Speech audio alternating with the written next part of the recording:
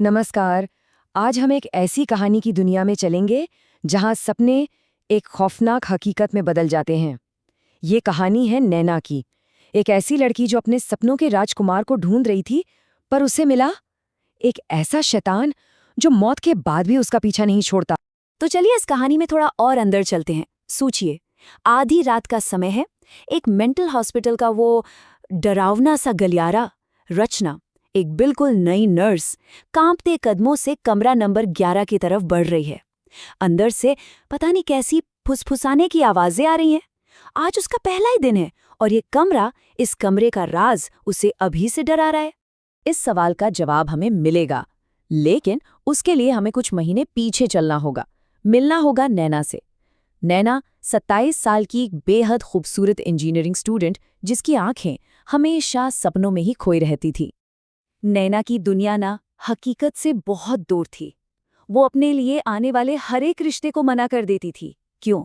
क्योंकि कोई भी लड़का उसकी डायरी में लिखे सपनों के राजकुमार जैसा था ही नहीं। उसके माँ बाप इस बात से बहुत परेशान थे, क्योंकि नैना असलियत में नहीं, अपनी ही बनाई एक दुनिया में जी रही थी। नैना के लिए उसकी डायरी उसकी जान से भी ज्यादा कीमती थी।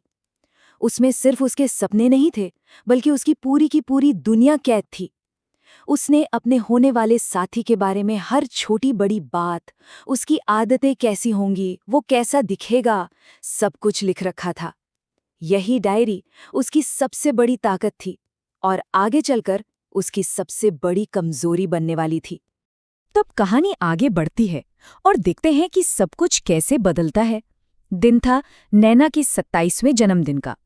ये वही दिन था जब उसकी सपनों की दुनिया हकीकत की दहलीज पर आकर खड़ी हो गई। या शायद उसे ऐसा लगा। बस एक छोटी सी भूल। लाइब्रेरी में पढ़ते पढ़ते माँ का फोन आया और वो जल्दबाजी में अपनी डायरी वहीं मेज पर छोड़ आई। उसे जरा भी अंदाजा नहीं था कि उसकी सबसे कीमती चीज अब गलत हाथों में पड़ने वाली है। जतिन कुछ महीने पहले ही नैना का दोस्त बना था और मन ही मन उसे पसंद भी करता था। उसे वो डायरी मिल गई। उस रात जतिन ने उस डायरी का एक एक पन्ना पढ़ा। वो नैना के हर सपने को, हर राज को जान चुका था और उसके चेहरे पर एक बहुत ही अजीब सी मुस्कान थी। और बस अगले दिन सब कुछ बदल चुका था। नैना जैसे ही कॉलेज पहुंची, सामने जतिन खड़ा था और वो ठीक बिल्कुल वैसा ही दिख रहा था जैसा नैना ने अपनी डायरी में अपने सपनों के राजकुमार के बारे में लिखा था। नैना की तो जैसे आंखें ही फटी रह गईं। उसे लगा मानो पूरी कायनात ने उसकी सुन ली हो। और फिर क्या था, जब जतिन ने उसे शादी के लिए पूछा तो नैना ने एक पल भी नहीं सोचा, फौरन हाँ कह दिया। यहां तक तो सब कुछ एक परी कथा जैसा लग रहा था, है ना? लेकिन अब ये कहानी एक बहुत ही स्याह, एक बहुत ही अंधेरा मोड़ लेने वाली थी। जतिन का प्यार प्यार नहीं था, वो एक खतरनाक जुनून में बदल रहा था। जतिन का बर्ताव बहुत तेजी से बदलने लगा। वो नैना को किसी से मिलने नहीं देता था, यहाँ तक कि उसकी सबसे अच्छी दोस्त से भी नहीं। और हद तो तब हो गई जब वो अपने खून से नैना का नाम लिखने लगा, उसे खून से लिखे खत भेजने लगा। नैना का जो प्यार था, अब वो धीरे धीरे डर में बदल रहा था।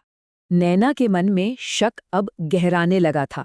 एक दिन उसने हिम्मत की और जतिन के घर पहुंच गई, ये जानने के लिए कि आखिर सच है क्या। लेकिन वहां उसे जो मिला, उसने उसकी रूह कपा दी। जरा सोचिए उस पल के बारे में। सबसे पहले उसे अपनी डायरी मिलती है, जिससे ये साफ हो गया कि सब कुछ एक धोखा था। फिर उसे कुछ और खूबसूरत लड़कियों की तस्वीरें मिलती हैं, जो अब गायब हो चुकी थीं। और आखिर में जब वो एक उल्टी रखी तस्वीर को सीधा करती है, तो उसमें अपनी ही तस्वीर देखकर उसके पैरों तले से जमीन खिसक जाती है। तभी कमरे में एक आदमी आता है, जतिन का चाचा किशोर। वो नैना को जतिन का वो भयानक सच बताता है कि जतिन को एक मानसिक बीमारी है। उसे खूबसूरत चीजों को इकट्ठा करने का जुनून है, लेकिन अगर उस चीज में जरा सी भी कमी आ जाए तो वो उसे हमेशा के लिए मिटा देता है। जतिन के चाचा ने यह भी बताया कि जतिन वो भावनाओं को समझ ही नहीं पाता, उसे सिर्फ बाहरी खूबसूरती अपनी तरफ खींचती है। असल में ये साइकोसिस नाम की एक बहुत ही गंभीर दिमागी हालत होती है, जिसमें इंसान के लिए क्या सच है और क्या कल्पना, इसके बीच की लाइन ही मिट जाती है।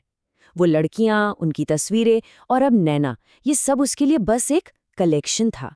सच जानने के बाद नैना की दुनिया हमेशा हमेशा के लिए बदल गई। ये कहानी का वो हिस्सा है जहां खौफ अपनी सारी हदें पार कर देता है। नैना उस घर से भागकर सीधा अपने घर आई और खुद को एक कमरे में बंद कर लिया। उसने जतिन के फोन उठाने बंद कर दिए। कुछ दिनों बाद अखबार में खबर आई कि एक लड़के ने अपनी बिल्डिंग से कूदकर जान दे दी है। वो लड़का जतिन था।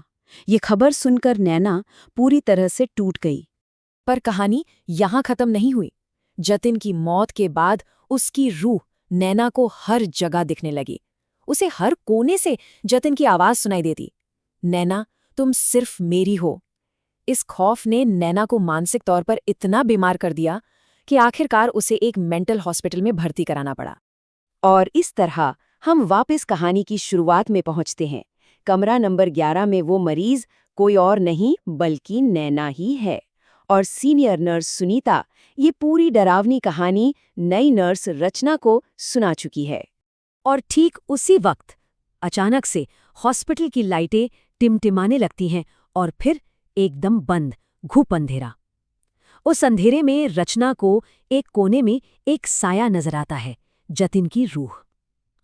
और वो एक अजीब सी मुस्कान के साथ रचना को देखकर फुसफुसाता है, तुम भी बहुत खूबसूरत हो और खूबसूरत चीजों पर सिर्फ मेरा हक है।